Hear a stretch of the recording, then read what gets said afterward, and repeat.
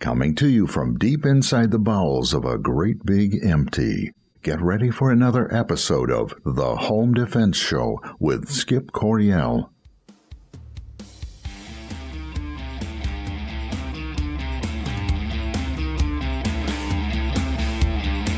Hello, American families. Welcome to this week's episode of the Home Defense Show. I'm your host, Skip Coryell. And if you love your family, care about them deeply, and want to learn how to protect them in every facet of your life, then you've come to the right place. Man, we got a really good show for you today. Something different. We've never done this before. We are going to have Eric Shuford. He's a concealed carry instructor from North Carolina. North Carolina got their shall issue concealed carry permits back in 1995, and Eric was in on the ground floor of that, helped get it passed, and also has been teaching since 1995. So, we'll be speaking with Eric Shuford from North Carolina in segments 2 and 3, and we'll be comparing Michigan concealed carry law and North Carolina firearms laws.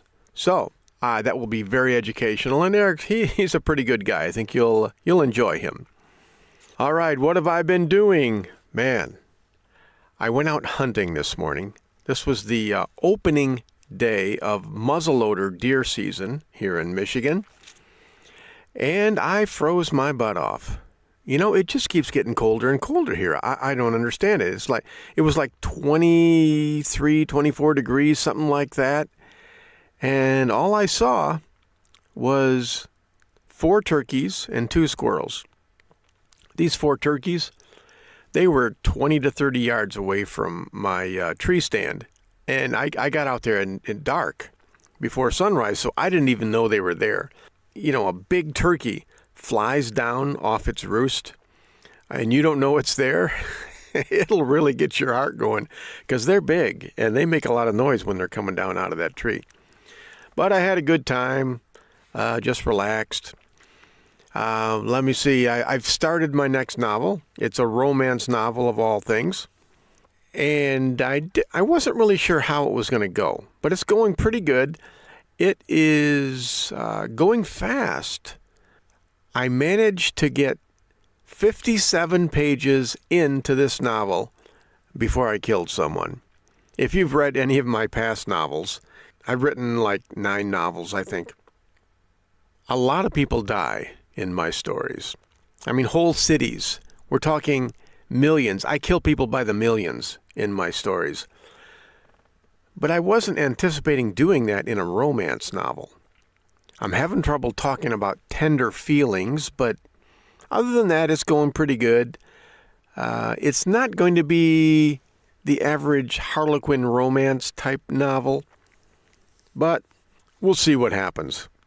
Okay, let's go ahead and check right with the news here. I'm here on Fox News, foxnews.com, and I read this article, and it really got my attention. Maryland woman stabbed to death after rolling down car window to give woman money, police say. A Maryland woman was stabbed to death Saturday after she rolled down her car window to give money to a woman who was holding a sign that read, "Please help me feed my baby," police said. Jacqueline Smith, 52, was killed around 12:30 a.m. Saturday while she was in her automobile with 2 other relatives in Baltimore after attending a family gathering. Smith was in the front passenger seat when she spotted a woman who appeared to be holding a baby and a cardboard sign asking for help. Quote, "This was a good Samaritan who saw an individual holding a sign who appeared to be down on her luck," said Jeremy Silbert, Baltimore Police Public Information Officer. So they stopped the car and gave her money. You know, folks, I have long recommended that people not do that. I know your heartstrings are being tugged, and, a lot of you are Christians. You can just think, hey, it's the Christian thing to do to help people who are down on their luck. Folks, I'm here to tell you, not all of those people are down on their luck. People would have you believe that, they lost their job, something bad happened to them. A lot of them, they just have drug and alcohol problems or they're mentally ill. And it's not safe for you to stop and give them money. It's just not safe to do that. especially if you're with your family. Do not roll down your window and give them money, no matter how tempted you are, and I got to tell you, I feel guilty when I drive by and don't give them money, because I was raised to help people who are down on their luck. But I know that most of them are alcoholics, drug addicts, and that money that you give them, it's going to feed their habit. You are not helping them, and sometimes they don't help you either. Ask Jacqueline Smith from Baltimore. After Smith rolled down her window, an unidentified man approached their vehicle to thank her for her kindness, police said. The man then allegedly tried to steal Smith's wallet, leading to a struggle before he plunged a knife into her chest. The man and woman fled the scene, and Smith's family rushed the 52-year-old to the hospital, where she later died. The attacker was described as a man in his 30s, about 6 feet tall, with a goatee. The woman, who appeared to be in her 20s, was about 5 feet 4 inches tall and was last seen wearing a brown jacket. You know, it's not unusual to put a woman out front because she is less threatening. People are more likely to stop and help a woman than they are a man. It's a ploy. It's a tactic that these people have been using for century upon century. Don't get sucked into this, especially you older folks. You know, us older people, 50 on up, we were raised in a society where you stop to help people. You can't do that anymore. Don't do it. Call 911 if you think someone needs help. But don't stop and let someone kill you. All right, what else do we have here? Here's one from Harvard, about a Harvard grad student here. This is on Fox News as well. Harvard grad student told to move out after roommates find her legally owned firearms uncomfortable.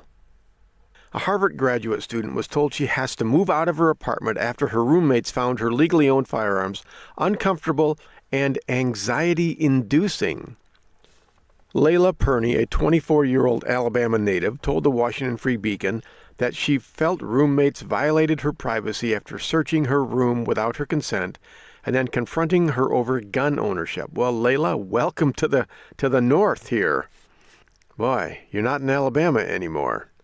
They violated her Fourth Amendment rights, illegal search and seizure. When I asked them why they were in my room to begin with, they each came up with completely contradicting stories. But one comment struck me in particular. We saw that you had a Make America Great Again hat, and come on, you're from Alabama. So we just kind of assumed that you had something, something bad, right? Oh, gosh. I asked why they didn't just call me and ask me before intruding. One of the girls responded that fear took over her body like a demon, right? And she felt compelled to search my room until she found proof. That is sad. You can't make this stuff up, folks. Maryland, it's a whole other country. This prompted her roommates to contact the landlord of the apartment, with one saying the presence of firearms makes others uncomfortable. Well, then they should have moved out. Quote, we discussed with Layla that all of us are uncomfortable with having firearms in the house, and that their presence causes anxiety and deprives us of the quiet enjoyment of the premise to which we are entitled. Entitled. There's that secret buzzword. You are entitled to feel safe. Folks, you are not entitled to feel safe. You have to work to feel safe. You're not even entitled to be safe. You've got to protect yourself, which means you got to have a gun. So they deprived this woman of her right to self-defense because they're stinking snowflakes. They're entitled to feel safe. Someday, and this will be poetic justice, someday those same roommates, they're going to get mugged, they're going to get raped, they're going to get attacked in some way, and they're going to look back on what they did to poor Layla from Alabama, and they're going to go, man, maybe we were a little hard on the Alabama girl here. Dave Lewis, the president of Avid Management, the landlord, He said, since it's clear that Layla wants to keep her firearms, it would be best for all parties if she finds another place to live. You know, it's not best for Layla. Gosh. Oh, boy. That is so sad. Layla said, nobody has bothered to ask me the question, well, why do you want to have protection? Could it be because you've experienced something where you need to protect yourself as you see fit? She said, noting that she was in a physically abusive relationship in the past.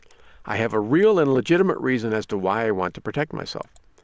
You don't need a reason to protect yourself. I mean, she obviously had one above and beyond, the norm. But folks, hey, coming to a city near you. Aren't these cities great? All these places where they want to take away your guns, take away your right to protection. Give me the country. Give me the country life. Send me back to Green Acres. Remember that old sitcom? What was it? Eddie Albert and Ava Gabor. Green Acres. Send me back to Green Acres, folks. And no, that's not a rest home. Okay. Well, folks, we are about out of time for this segment of the Home Defense Show. But when we come back, we are going to be speaking with Eric Shuford, concealed carry instructor from North Carolina. We'll be comparing North Carolina gun laws with Michigan gun laws. Should be very educational and enlightening. Okay, we got a 2-minute break. While we are away, go ahead and check out elitefirearms.us and firearmslegal.com/Midwest Tactical. This is Skip Coryell on the Home Defense Show. Don't go anywhere. We will be right back.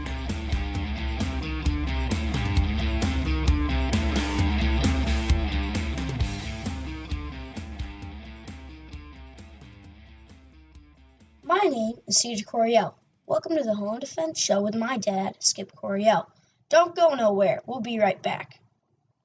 This is Skip Coryell from the Home Defense Show, and I want you to have the very best handgun that money can buy. And that's why we recommend you visit Larry Jackson at Elite Firearms and Training. As a concealed carry instructor, I see people every week out on the range with guns they can't shoot properly because they didn't know what to buy. That will never happen at Elite Firearms and Training. Larry Jackson will personally fit you with your very own personal defense pistol.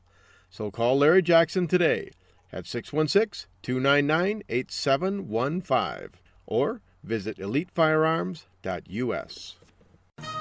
This is Colonel Danny Gillum. I host Frontlines of Freedom, a weekly syndicated military talk radio show. One of my co-hosts is Skip Coryell, the host of this show. We cover things that impact military and veteran communities, and we do it from the veteran's perspective.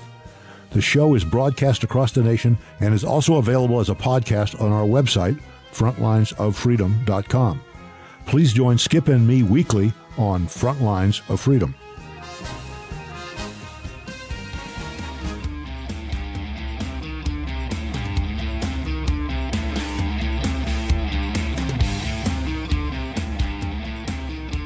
Okay, folks, welcome back to the Home Defense Show. This is your host, Skip Coryell. Today I am speaking with Eric Shuford from North Carolina. Eric, welcome to the Home Defense Show. Glad to be here, Skip. Well, now, Eric, we have been online buddies for a couple of years now. We seem to have a lot in common. We're both concealed carry instructors. But for the benefit of our listeners here, why don't you just tell us about all things Eric Shuford. Who the heck are you? Okay. Native North Carolinian, originally born and raised in North Carolina, went to NC State University, so that's the Wolf Pack for all you folks up in Michigan. And from there, spent a few years in the Army, military intelligence, and then got out and spent about 35 years with Carolina Power and Light as an engineer, and retired about 15 years ago. While I was with Carolina Power and Light, I was kind of the local gun nut. I was involved in a lot of shooting clubs, competitive shooting. When the North Carolina finally adopted the concealed carry laws for North Carolina, that was in 1995, I was in one of the first classes that certified instructors to teach concealed carry in North Carolina. I've been NRA member since 1972. I'm a senior training counselor for whatever that means with the NRA, but it essentially used to mean that we could teach NRA members to be instructors, and still can. Kind of retired from doing that. I've got a couple of other training counselors that are doing that for us now, and so I'm kind of overseeing the operation of our local public range that we have here in Wake County that is shared by law enforcement and the public, and we put on a number of classes at that range, including the concealed carry qualification class. Well, you know what, Eric, the more we talk, the more I realize we just have more and more in common. You were in the Army, and I was in the Marine Corps. You were in military intelligence. What exactly does that mean?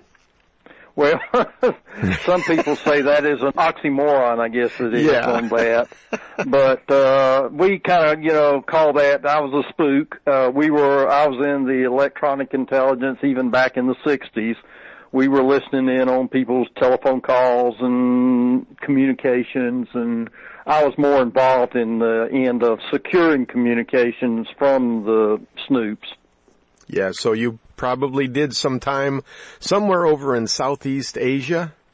Did not get over there. I ended up with a whole bunch of training and a security clearance that almost prohibited me from going to Southeast Asia. I had to, shoot myself or something like that if I was about to get copied or get captured and all that. So they kept me out of Southeast Asia, but I did do a lot of traveling. Well, that would be a bummer to go all the way over there to fight in the war and then have to shoot yourself to keep from getting captured. That would basically ruin your day, wouldn't it? Oh, absolutely, absolutely. And, let me see. What else did you say? Okay, North Carolina. I did some time in North Carolina. Camp Lejeune? Camp Lejeune, yeah. Yeah. It's always a big debate in the Marine Corps. Where exactly is the armpit of the Marine Corps? It seems like wherever you are, you call it, it's the armpit of the Corps. When I was there in North Carolina, I went to an explosive school, demolition school, which those are kind of fun, blowing stuff up. Oh, yeah, blow things up. Yeah. Yeah, getting paid for it, blow things up. But I remember there's just a lot of pine trees there. And it was in the summer, so it was very hot and muggy. But beautiful state, though. Absolutely. It has a lot of variation, and we do have a lot of military posts. There's Camp Lejeune and Cherry Point Marine Corps Station. We have Fort Bragg here. We have the Seymour Johnson Air Force Base. So it's a big military state.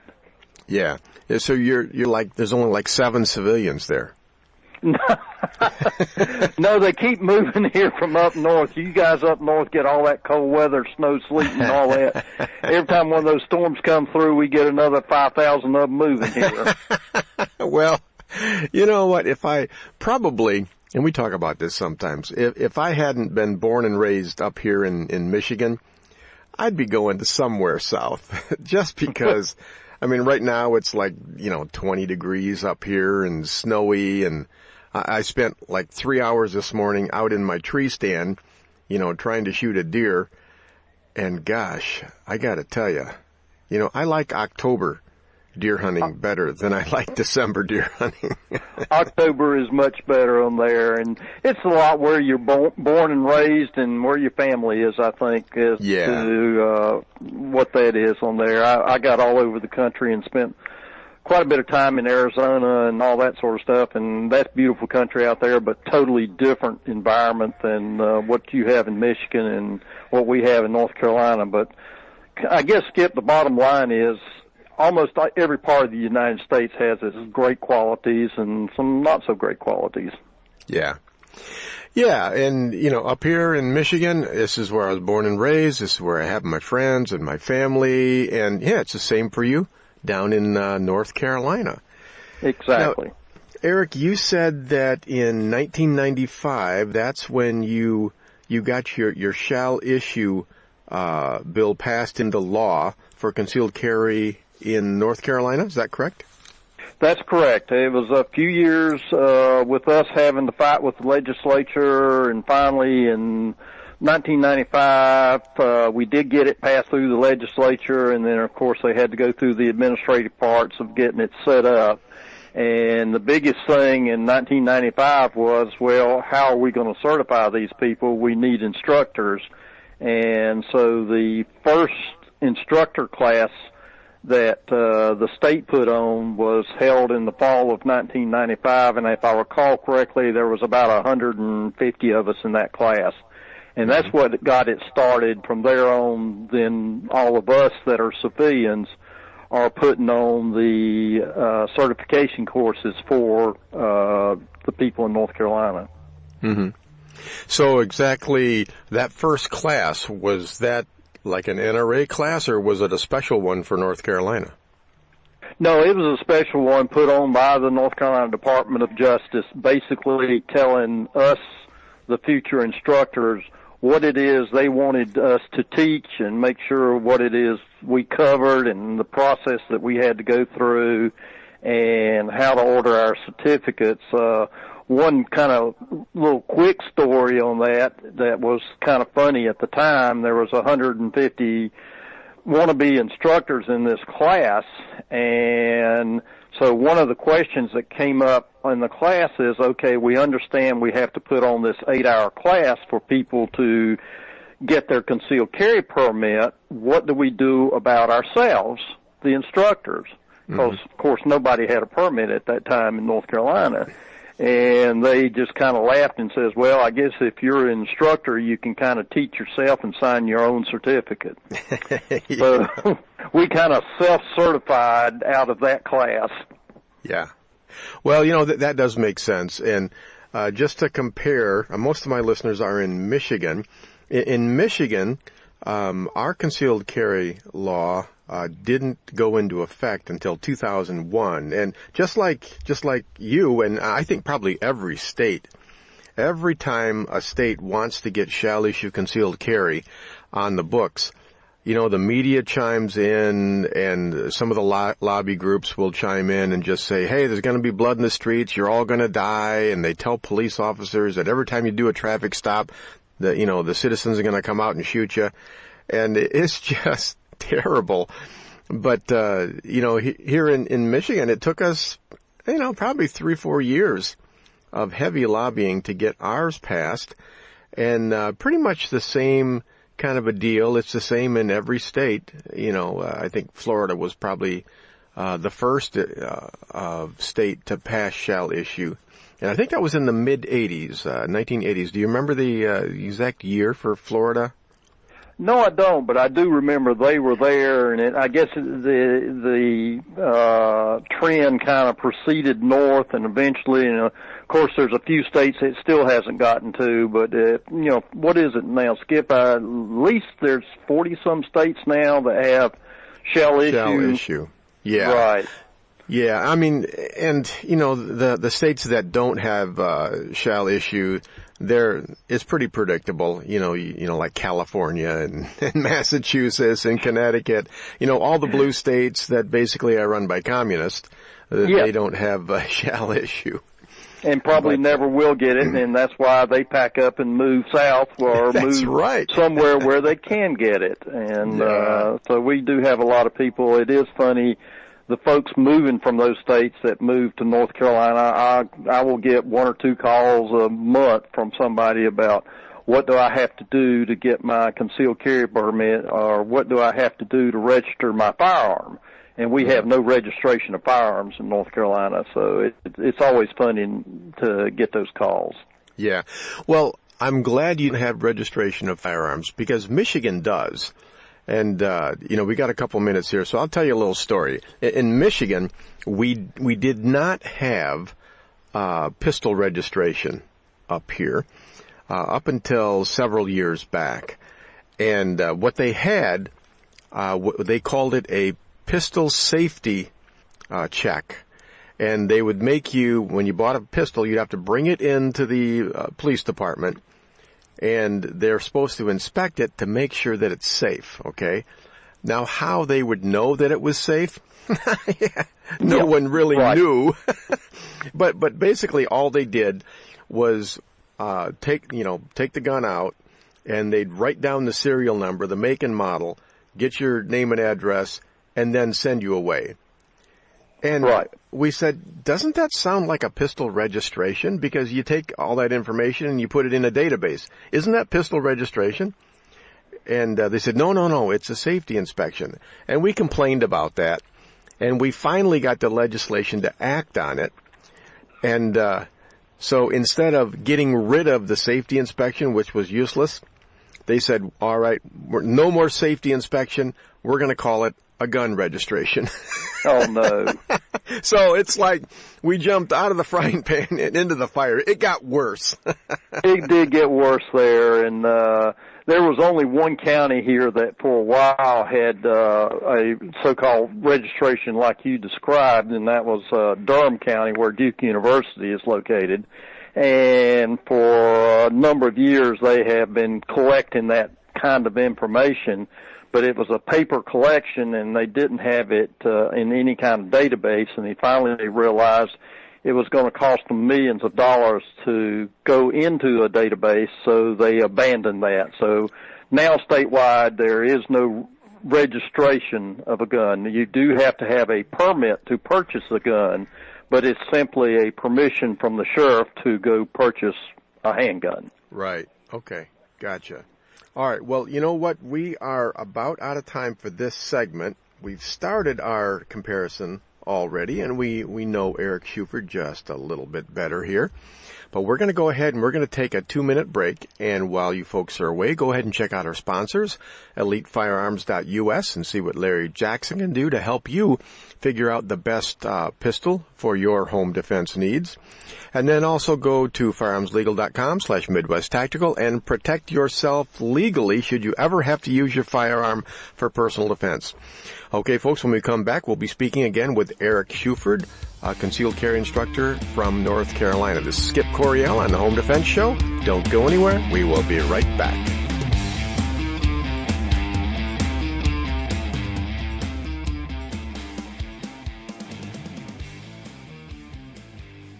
This is Felix Coryell on the Home Defense Show. Always use guns safely and wisely. Stay tuned. We'll be right back. Hey, folks. I want to tell you about my book, Civilian Combat, the Concealed Carry Book. More and more people across the country are seeing the dangers in society and are deciding to carry concealed to protect themselves and their families. My new book lays it out step by step. It'll teach you how to protect and defend the ones you love. Get the benefit of 17 years of teaching experience and a lifetime of training for this important role in society and in your family. You can get Civilian Combat real easy. Just go to Amazon.com, search on Skip Coryell Civilian Combat, and it'll pop right up there. Don't put it off any longer. Get Civilian Combat, the Concealed Carry Book by yours truly, Skip Coryell. Wouldn't it be wonderful if life was like the movies and the good guys always won? In today's world, if you're forced to use your firearm to protect yourself, you will need protection. Firearms Legal Protection is here for you. FLP provides you with seasoned, experienced attorneys that handle your criminal and civil matters as a result of you protecting yourself. FirearmsLegal.com provides its members with uncapped attorney's fees, bail bond protection, and coverage in all 50 states. We are not a reimbursement plan. You can access uncapped attorney's fees for as low as $10 a month. Firearms Legal members are provided with educational services, training videos, and access to our vast national attorney network. While you're protecting yourself, let Firearms Legal protect you. Listen up, folks. This is important. There are plenty of legal protection services out there, but none will protect you as well as Firearms Legal Protection. This is the one I use and the only one I recommend. Visit firearmslegal.com/Midwest Tactical and protect your family now.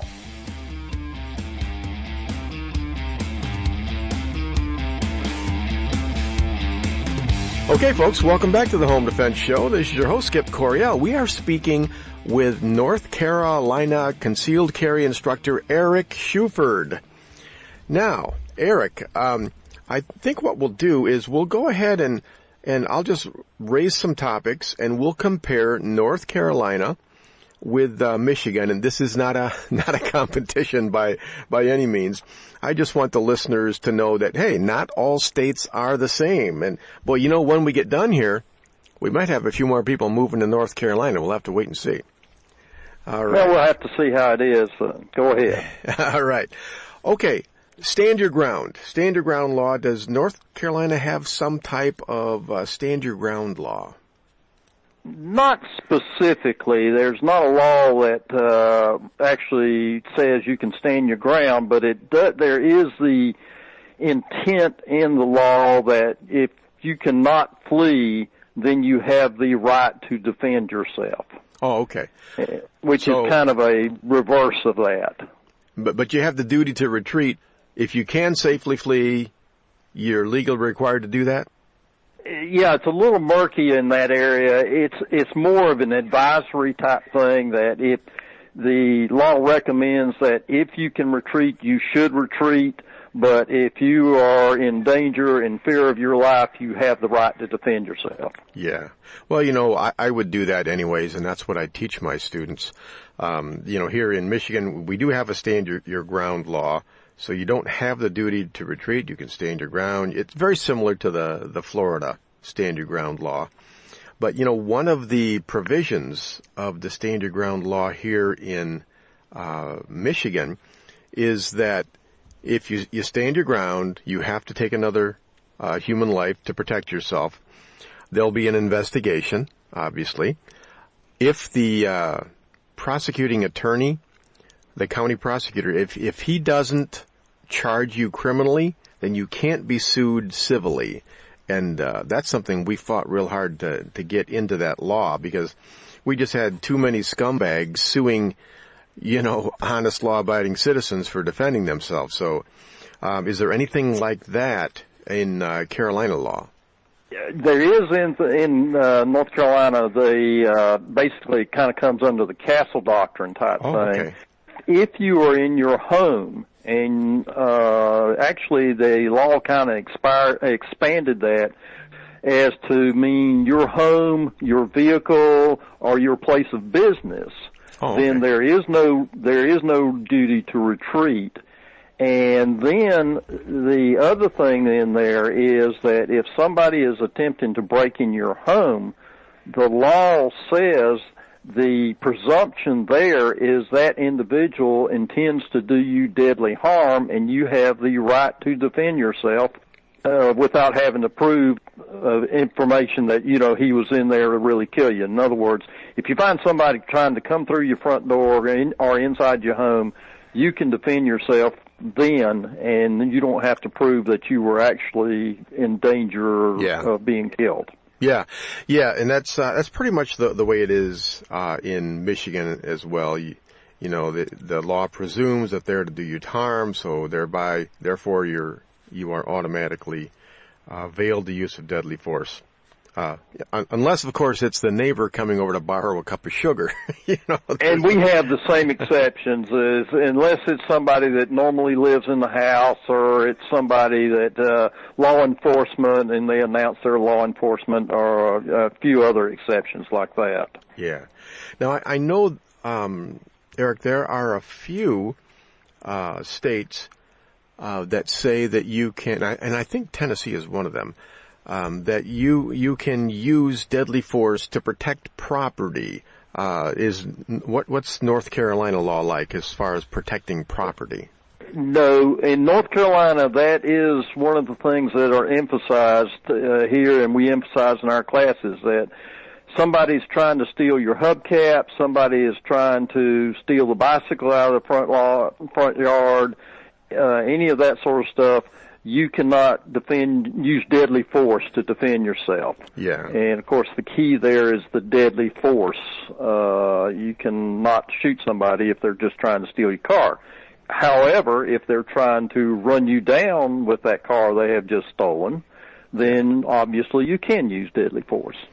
Makes good sense to me. That's basically, it's the same way it is up here in Michigan.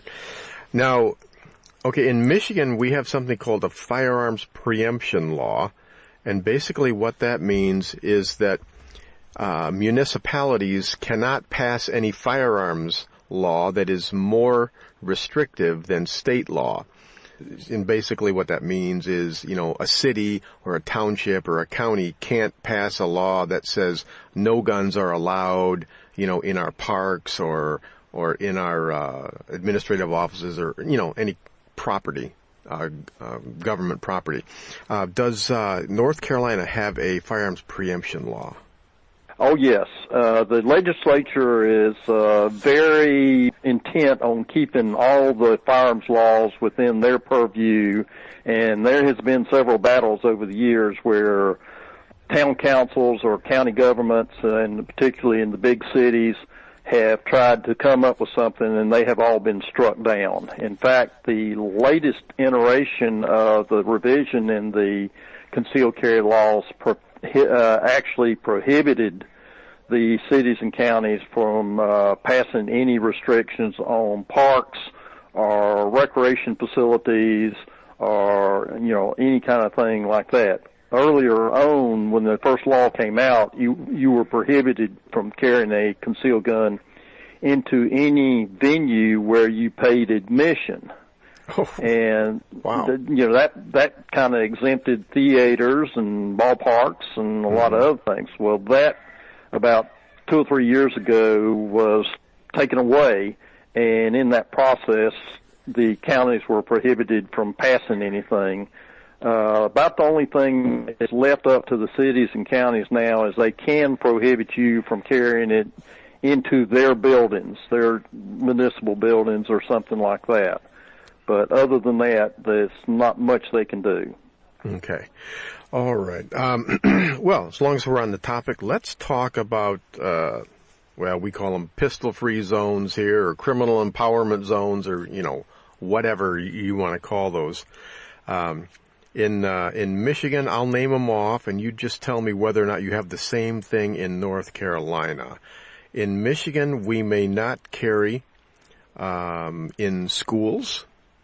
That's correct here, except in that recent revision, you can now have your concealed carry firearms on your person or in your vehicle if you're picking up your child or driving up to school. You can't get out and go into the school, but you can have it on school property. Okay.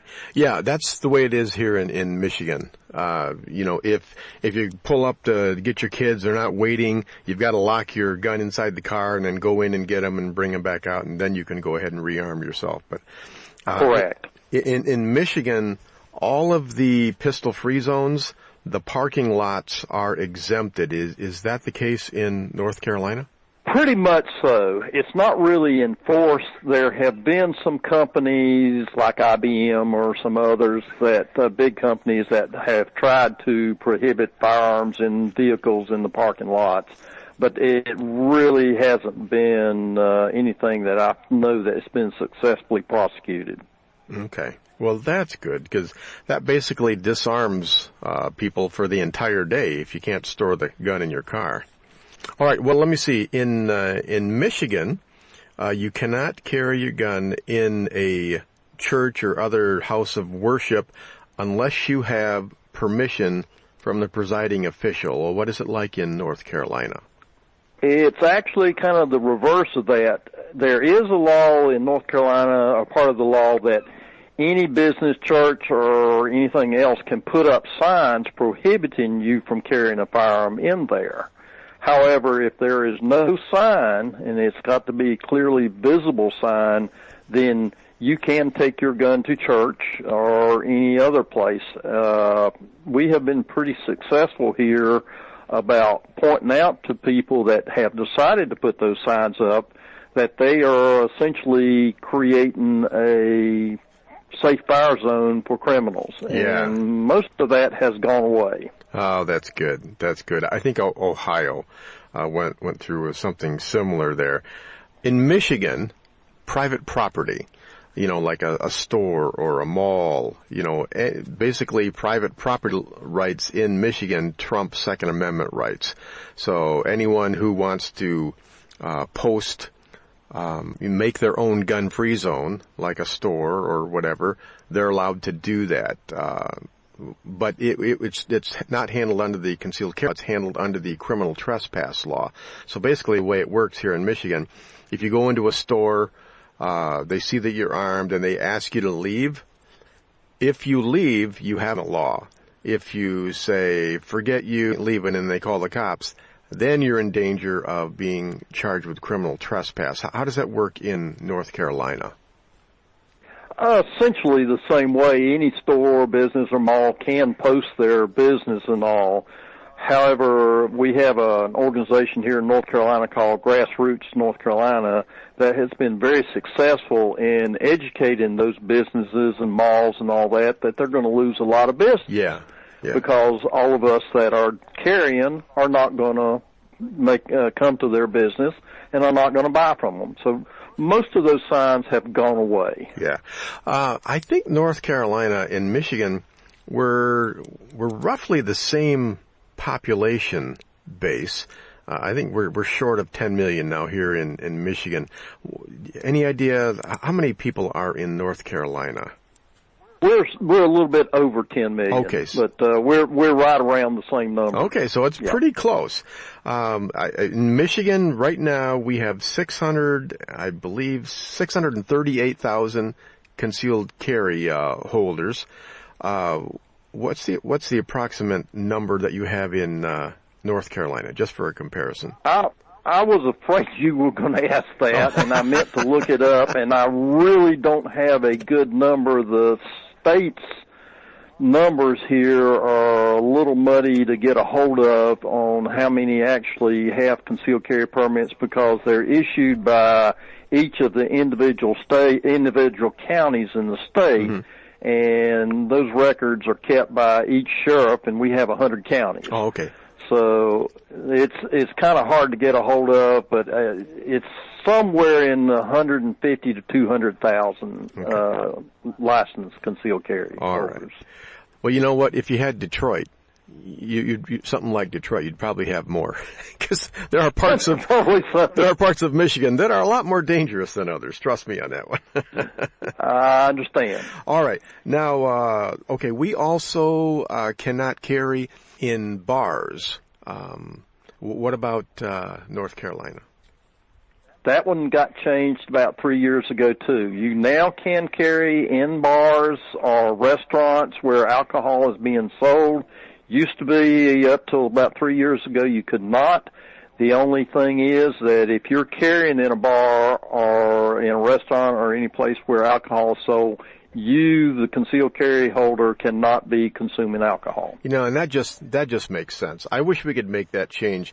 The way our law reads is that any establishment, they define bar as any establishment that makes more than 50% of their revenue from the sale of alcohol. And the obvious question to the student is, how am I supposed to know how much they make on the sale of alcohol? And you'll never know, because they're not going to tell you, and it's not like it's posted on the door or anything like that. So it's kind of a gray area. It's hard for us to comply with that law. Yeah, that one needs to be worked on. It was kind of more clear cut here. The law used to say any place where alcohol was sold and consumed. Oh, okay. And that pretty well outlawed almost every restaurant and every bar and everything that was out there. It fortunately didn't outlaw the grocery stores, because even though alcohol is sold in the grocery stores, it's not consumed in the grocery stores. But we finally got them to recognize that, and all of that went away about 3 years ago. So as long as the concealed carry permit holder is not consuming alcohol, and that's not like the driver's alcohol consumption where you have a 0.8 or something like that, it's a 0.0. Technically, if you have even had one beer, you're not allowed to be carrying a firearm. Yeah, that's similar to Michigan. Michigan, it's .02, and you can be at .02 after one drink, depending on your body mass and all of that stuff. Right. Okay, in Michigan, any entertainment facility with a seating capacity of 2,500 or more. What about North Carolina? That went away too. Again, the old law was if where admission was charged, you could not carry. That disappeared in the last revision. So unless the entertainment facility puts up signs prohibiting people from carrying, then you can legally carry it to concerts or anything like that. Okay. In Michigan, hospitals. What about North Carolina? That one's kind of fuzzy. It's still out there that you cannot carry in an educational institution. So many hospitals end up being an educational institution because they have some association with a medical school. Yeah. So some of the hospitals can be that. My experience around here in the Triangle area is that most of the hospitals are posted. They have some little sign stuck up there that says no firearm on there, and most of the big hospitals do have their own law enforcement people. Oh, okay. A child care or child placing agency, so like adoption agency, your babysitter. How about North Carolina? No, I don't know of anything that addresses that. Right. So essentially that allows us to carry. Good. A dormitory or classroom of a community college, or university. That probably falls into the same education, whether it's a grammar school, middle school, high school, college. Yeah. All of those are pretty well prohibited. Okay. All right. Now, let me ask you one. Sure. What about does Michigan restrict the number of firearms you can carry? No, we can. Okay, neither do we. Oh, that's good. Yeah, we can carry as many as you want. Personally, I carry one with a large magazine. That's probably right. I do too. What about is the firearm you carry restricted to your permit, or can you carry any firearm? We can carry any registered pistol. So as long it has to be registered. Yeah, right. yeah, and yeah. Well, I hate that law. But oddly enough, here in Michigan, the Michigan Attorney General just made a ruling that if you have a concealed carry permit from another state, a non-resident permit from another state, you are exempt from the pistol registration law. I do not understand that, but, I'm not going to argue with it. It's kind of like a way of getting around that. Well, we have something here kind of similar. North Carolina will recognize any other state's concealed carry permit, even though there are other states that don't recognize ours. But North Carolina will recognize every concealed carry permit from any state. Yep. Actually, Michigan is the same way. It's right in our statute, and it has been since like 1927, I think. Actually, people from other states could carry in Michigan before Michigan residents could carry in Michigan, which never made sense to me. Amazing. It's amazing. Yeah. Now, casinos, most of our casinos are run by tribal groups, by federal treaty. They've got their own laws and things like that. What about in North Carolina? The Cherokee have casinos up in the mountains, and to tell you the truth, Skip, I don't know what the requirements are for that. Mm-hmm. It probably comes under, if it's posted, you can't, and if it's not posted, you can. That makes sense. And now a sports arena or stadium, like a football stadium or something like that? Again, it has to be posted, since they did away with the paid admission, but most of the big college games and hockey games and all do post and prohibit people from coming in armed. Okay, is there anything in North Carolina that I haven't read off? That's what we have. Do you have any that we do not have? Right offhand, I can't think of any. We have been pretty successful at getting rid of most of the signs, and so you can just about carry anywhere. Now, one thing we do have in North Carolina, I'd be curious if Michigan has, simply by the fact that there is nothing in the statutes, in North Carolina, any adult can carry open carry. Mm-hmm. There's no prohibition against open carry of a firearm. So if you don't have your concealed carry permit, you can travel around North Carolina with a handgun on your hip. And as long as it's visible, it's perfectly legal. Yeah. Yeah, that's the same way in Michigan.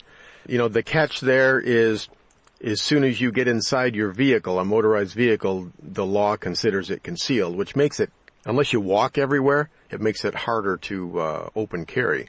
Just a clarification on that, here, as long as you can see the handgun, you know, anywhere, even in your vehicle, the word concealed means that you can't see it. So we tell our people that you can carry a gun in your vehicle. It just needs to be laying on the seat or somewhere where if an officer walks up and looks in your car, they can see the gun. Perfectly legal. You know, that makes sense to me. I wish we could get something like that. One of the odd things about open carry here in Michigan is if you have your concealed carry permit in Michigan, you can open carry in any of these pistol-free zones. So that just really, yes, that just drives the liberals crazy when they see someone open carrying in one of these pistol-free zones. But that's amazing. Yeah, well, you know, it's nice, but there's not a lot of people who do that simply because what happens, you know, if you walk into a school with a gun on your hip, you know, their procedure is to call 911, order a lockdown, and then you got a SWAT team coming. So, I mean, yes, legally you can do that, but you still end up getting handcuffed and thrown down on the deck and a gun's pointed at you, and, you know, just not a fun time. But and that's exactly what we have here, and in our concealed carry classes, we really caution people about open carry, simply because everybody's walking around now with these cell phones, and they can call 911, and then the police come out, and you have to go through that exercise, and then the police have to go explain to the people it's legal for them to carry in North Carolina. And we have a lot of transplants that get really shocked by seeing somebody open carry. Before we're about out of time, but I also wanted to talk about the issuing authority. I mean, you said down there it's the county sheriff that does the issuing? That's correct. Each county sheriff has the authority to issue a permit, and it's up to them. So you have to apply for your concealed carry permit in the county that you live in, but it's good for the entire state. Okay. And how much does it cost for your permit? The initial permit is $80, and it's good for 5 years. And then I'm right now where I have to renew mine for about the third or fourth time, and the renewal is $75 for a 5-year renewal. Okay. Yeah, that's similar to Michigan. We have a 5-year permit, but it cost us $115. For renewal, do you have to do any additional training for your renewal? No, you do not. You just, as long as you renew before it expires. If it expires, you're going to have to go through the certification class again. But if you renew before it expires, then you simply have to fill out the paperwork and let them do the background check, and then they'll send you a new permit. Yeah. Okay. Yeah. In Michigan, for renewal, you have to do 3 hours review of the original course material, which basically means you have to read the book, and then 1 hour on the range, and that's a self-certification, so you don't have to do it under, an instructor or anything like that. Here in Michigan now, we have an online renewal system, so that you don't have to go into the sheriff's office or the county clerk or anything like that. That just started just last week, and that's kind of nice because you can. That is nice. Our local sheriff does have an online renewal, but you still have to show up in person because they don't want to issue a permit to somebody that's dead. they haven't laid eyes on. Sure. Yeah. Okay. All right. Well, hey, I think we have about covered it here, and it sounds to me, I'll talk to someone in like Utah or Arizona or Texas, and and they'll say, "Oh man, Michigan really sucks. You guys are like living in communist China." It sounds like North Carolina and Michigan, they're close, but I think you guys have had an extra 6 years because you were in 1995, we were in 2001, and you've had 6 extra years to go ahead and revise and upgrade your concealed carry laws. And it sounds like you've done a pretty good job of making your concealed carry laws better. So I certainly congratulate you on that, Eric. We appreciate it. It's not perfect, but you really have to stay after the legislatures and get them changed and get them updated when and where you can. So it's an ongoing process. Yeah. All right. Well, Eric, we're out of time, but before we go, tell the listeners where they can learn more about your club, or do you have a website where people can go to learn about your concealed carry classes? Here in North Carolina, we're part of the county government operation here, so they can just actually go to www.wategov.com. That's Wake County's website, and from there go to the sheriff's section, and there's information there about all the laws and permits and the courses and everything that we do with the county. We're real fortunate here that we have a county government that's willing to work with us and provide the training to the public. Absolutely. Okay, well, Eric, I want to thank you very much for being on the Home Defense Show. It's been a pleasure. All right, folks, this is Skip Coryell on the Home Defense Show. We've got another 2-minute break here. Go ahead and check out our sponsors, firearmslegal.com/Midwest Tactical, and also elitefirearms.us. When we come back in segment 4, I will be giving you the wrap-up. This is Skip Coryell on Home Defense Show. Don't go anywhere. We will be right back.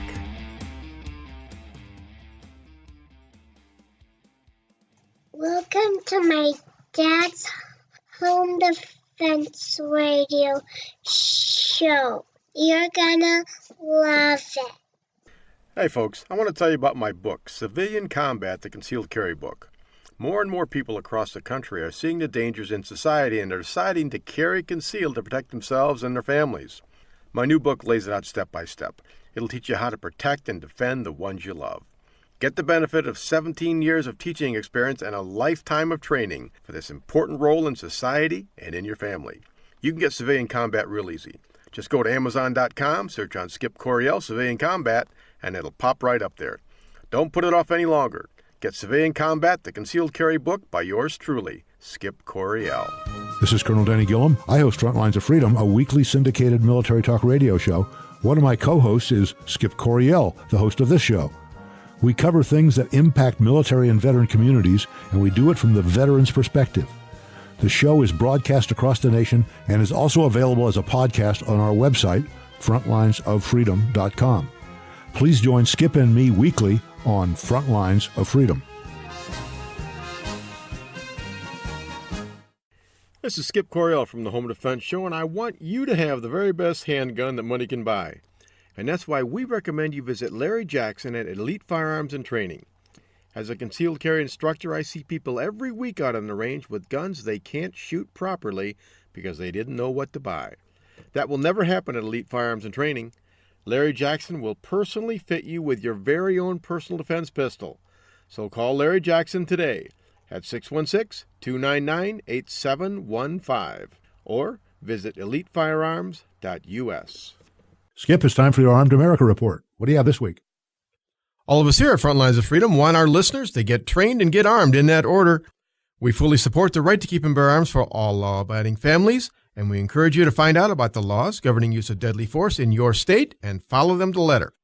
And of course, don't forget to follow the rules of safety and common sense whenever you're carrying a firearm to protect the ones you love. What's the story this week, Colonel? Well, having a security system didn't protect a Florida woman against a break-in by her ex-boyfriend, but having an armed son did. The man approached his ex-girlfriend's house one day around 1 a.m. The woman received a security alert and called the police, but her ex fled before the police arrived. A few hours later, the man returned and, disregarding the security system, broke into the house. The woman's adult son shot the intruder as he made his way toward the bedroom of a younger sibling. The woman's ex-boyfriend jumped from a second-story window and ran. The police soon tracked him down. He was taken to a hospital and charges were pending. Police ruled it a justifiable shooting. Thanks, Denny. There's so much to talk about in this story, but I'm going to limit it to 2 aspects of home defense. First, nothing good happens outside the home at 1 a.m. Here's what I mean by that. After work is when people start to party. So between the hours of 7 p.m. to 3 a.m. is when people are out and about drinking and driving and taking drugs. Drugs and alcohol both reduce inhibitions and put people in a mind-altered state. That's when people do crazy and violent things that they'd normally think better of. And that's exactly why it's against the law to drink and drive and to drink and carry a gun. Cops call alcohol stupid juice, simply because people don't get smarter with every drink. Their judgment becomes impaired, and many Darwin Award recipients have drugs and alcohol to thank for their demise. Second, alarm systems are fantastic tools for home defense, and I highly recommend you install one if you haven't already. But don't make the mistake of thinking that an alarm system will keep someone from breaking into your home. It wasn't designed for that. Alarms are just early warning systems designed to alert you to the presence of an intruder, thereby giving you time to arm yourself and call police. That's exactly what happened in this story from Florida. The alarm put the residents on high alert, they called police, and the initial altercation was averted. However, in the end, it wasn't the alarm that saved them. It was the presence of an armed citizen with a firearm that did the work. Alarm systems are a great defensive tool, but when someone is in your home trying to hurt you, it's time to go on offense. Liken your home alarm system to the radar on board an aircraft carrier. Once the bogeys are spotted, you still have to deal with them, just as this adult son did in Florida. Set up several layers of protection around your home, including lights, dogs, alarms, locked doors and windows, and surveillance cameras. The alarm system is just one very important tool. However, it will always be your firearm that acts as your last line of defense. Boy, do I agree with that. Okay, folks, welcome back to the Home Defense Show. There's your host, Skip Coryell. Eric Shuford, concealed carry instructor since 1995 in North Carolina. Good guy. I'm glad we had him on the show. We learned a lot about North Carolina. It's always good when you can compare your home state with other states. The firearms laws, my opinion, I think we're pretty close. North Carolina and Michigan, politically, they're pretty close. Frankly, I think North Carolina has the edge on us. They did much better in the last elections than Michigan did. They will continue to improve and upgrade their Second Amendment rights. Here in Michigan, the next couple of years, we are going to be on defense, I fear. But hey, sometimes you're up, sometimes you're down. Right now we're down. But we're never, ever out. Okay, we went long this week. I had a lot more that I wanted to talk about. But hey, Eric and I, we got long-winded, but there was just so much to talk about. Next week on the Home Defense Show, we are going to be speaking with Steve Doolin and Brady Scheckinger from Michigan Coalition for Responsible Gun Owners. We're going to be talking about what is going on in the lame duck legislation right here in Michigan. Are we going to get any pro-gun initiatives passed in this lame duck session? If you want to know what's on the docket, you want to know what the chances are of getting any kind of improvement before the new Democratic governor takes over, stay tuned next week on episode 109 of the Home Defense Show. All right, folks, we are about out of time here. But if you are still looking for Christmas presents for your loved ones, go on MWTAC.com. That's Michael Whiskey Tango Alpha Charlie.com. That's Midwest Tactical Training. Go on there and check out our Advanced Concealed Carry Christmas gift certificates and also the Basic Concealed Carry Christmas certificates. You can get those at a discount. And don't forget, Civilian Combat the Concealed Carry book on Amazon.com. And then while you're there, go ahead and get the God Virus Apocalyptic Adventure series. Okay, folks, that about wraps it up for this week's episode of the Home Defense Show. Until next week, remember your purpose in life is to find something greater than yourself and serve it. Always remember, God, family, country, in that order. It's important how you live, but it's equally important how you die. Your family and the ones you love need your protection, so train, always train, stay alert, stay alive. Until next week on the Home Defense Show, this is your host, Skip Coryell. God bless you, God bless your family, and God bless America.